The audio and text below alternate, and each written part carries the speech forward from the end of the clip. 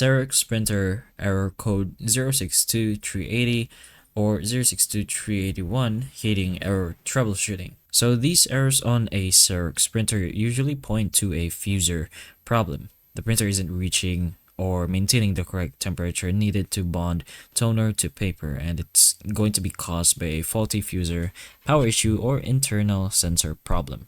So first of all, you can try power cycling the printer.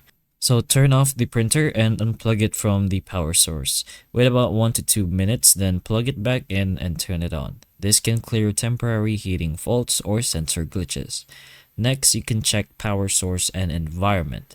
Make sure the printer is plugged directly into a wall outlet, not an extension, since unstable power can affect heating.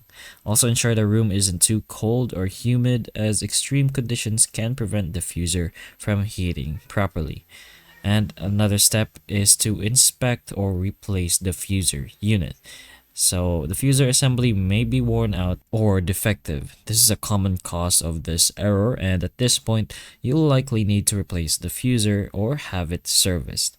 Avoid opening internal components unless you are experienced, since the fuser gets very hot and can be hazardous. So it's best to contact a Xerox technician or just a technician in general, as it could involve internal sensors or the power supply. So those are a few options you can try if you're having this error. So hopefully the information of this video can help you, and if it can, please like and subscribe for more videos like this, and that's all.